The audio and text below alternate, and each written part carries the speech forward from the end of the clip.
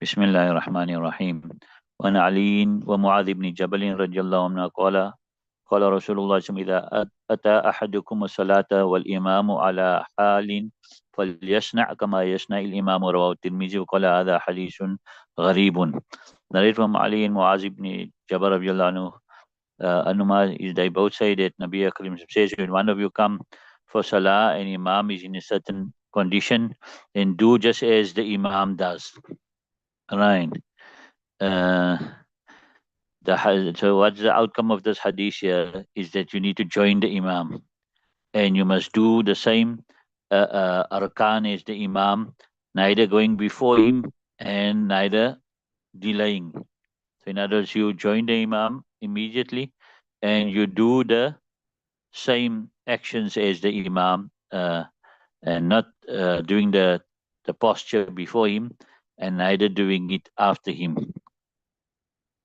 And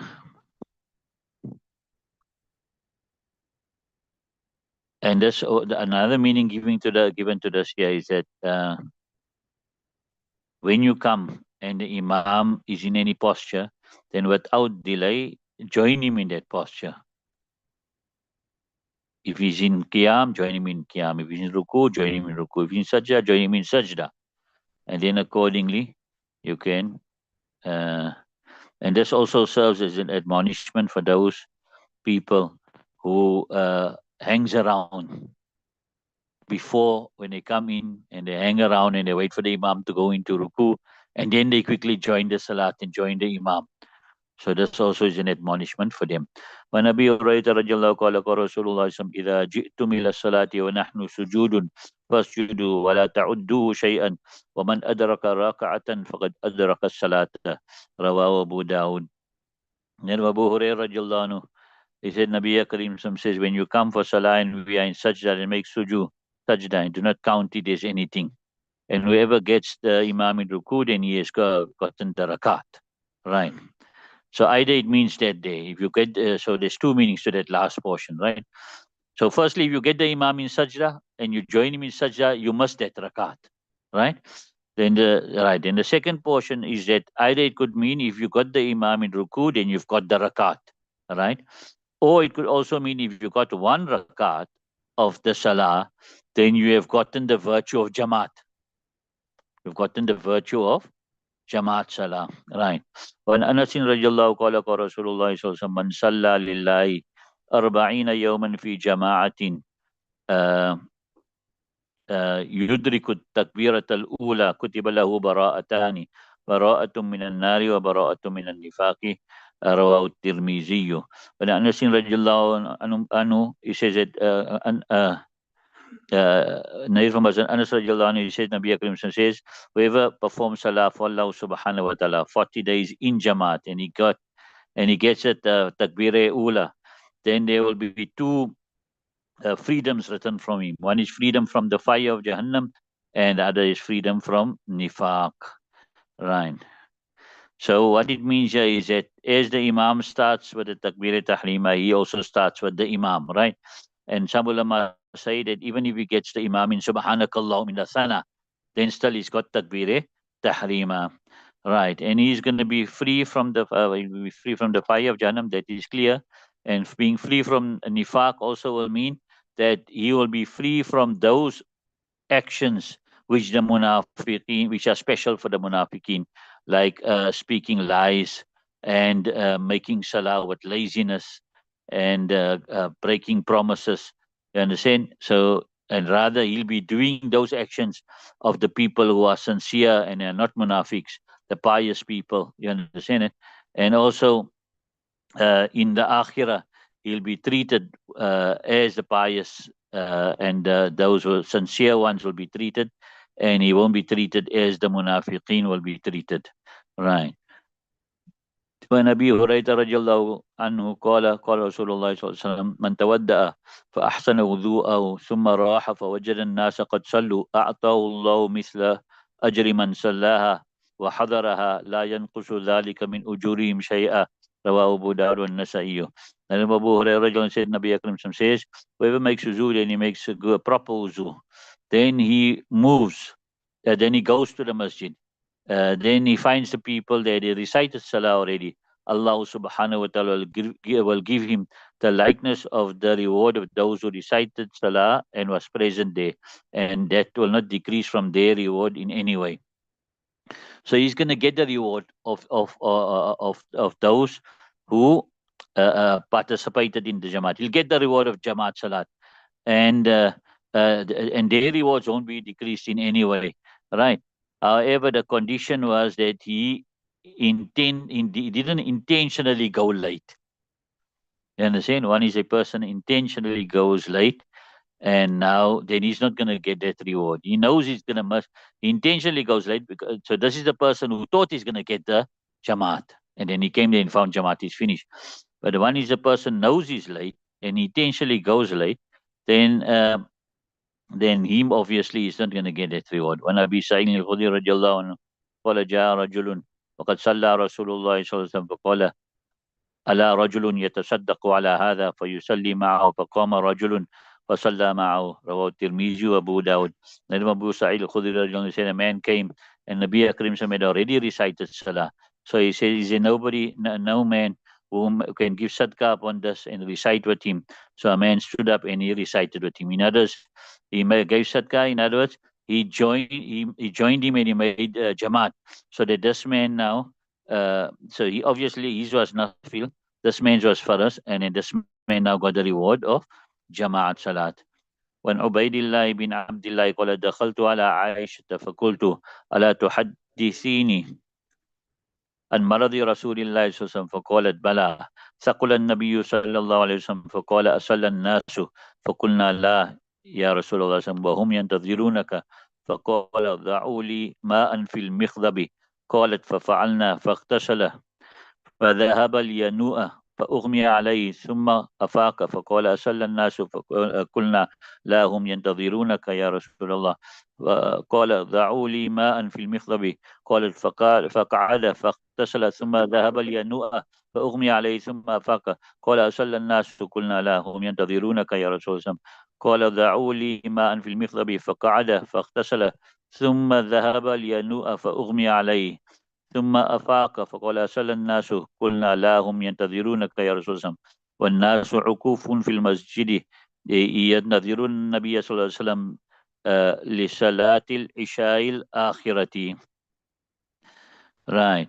Narif Ubaidillah bin Abdullah said, I entered upon Aisha radiallahu anha and I said, won't you narrate to me about the last sickness of Nabi Karim? So she said, surely. She said, Nabi Karim became very sick. And the people, so then he said, did the people recite Salah? So we said, no. Oh, Nabi, they are waiting you. So he said, put for me water in the basin. She said, so we did that. Then he made wuzu, right? Then he went to stand up. Then he fell unconscious. Then he recovered. Then he said, did the people recite? So we said, no. They are waiting you, O Nabi Karim. So he said, place for me water in a basin. So she said, then he sat up, then he wanted to make wuzu, then he went to stand up, then he was overpowered, he went unconscious. And then he recovered, then he said, did the people recite? So we said, no, they are waiting you, O Nabi Karim. So he said, put for me water in a basin. So then she said, then he said, he sat up, then he made wuzu, then he got up to stand, and then then he became unconscious. Then he recovered. So he said, did the people read? So they said, no, they are waiting you on Nabi Akram. And the people were sitting in the masjid, awaiting Nabi Akram for the salat of the last Isha. In other words, Isha, right? فأرسل النبي صلى الله عليه وسلم إلى أبي بكر بأن يصلي بالناس فأتاه الرسول فقال إن رسول الله صلى الله عليه وسلم يأمرك أن تصلي بالناس فقال أبو بكر وقال رجلا رقيقا يا عمر صلي بالناس فقال له عمر أنت أحق بذلك فصلى أبو بكر تلك الأيام ثم إن النبي صلى الله عليه وسلم وجد في نفسه خفة وخرج بين رجلين أحدهما العباس لصلاة الظهر وأبو بكر يصلي بالناس فلما رآه أبو بكر ذهب ليتأخر فأومى إليه النبي صلى الله عليه وسلم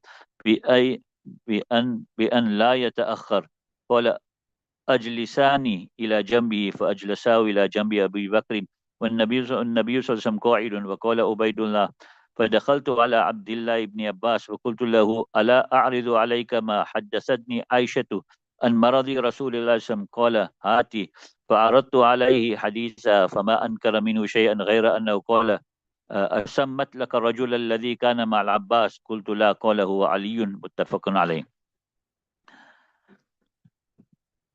Right. So then Nabi Akram sent a message with who? What was Bilal radiallahu anhu, right? To Abu Bakr radiallahu anhu that he must recite salah for the people.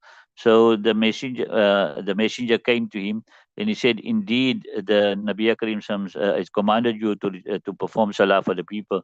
So Abu Bakr radiallahu anhu, and he was a man with a soft heart. He said, oh Umar, you recite for the people. So Hazrat Umar radiallahu anhu said, you are more rightful with that. Then Abu Bakr radiallahu anhu performed the salah during those days. Then he said, indeed, Nabi Akram found some strength in himself, right?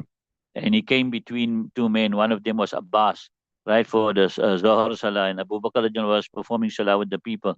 So when Abu Bakr radiallahu anhu saw him, he began going backwards. So Nabi Akram made a sign to him that do not go backwards. Then he said, that make me sit to his side. So they made him sit to the side of Abu Bakr radiallahu anhu, and Nabi Akram was sitting. Ubaidullah said, I entered upon Abdullah ibn Abbas and I said to him, shall I not present upon you what Hazrat Aisha radiallahu anha narrated to me about the sickness of Nabi Akram? So he said, bring it. So I presented upon him her hadith, and then he didn't reject anything from it except that he said, did she name the man who was with Abbas radiallahu anhu? So I said, no. So he said, he was Hazrat Ali radiallahu anhu. Right. So Hazrat Aisha radiallahu anha in this hadith, she took Hazrat Abbas radiallahu anhu's name. However, the next person that was with him, she didn't take his name.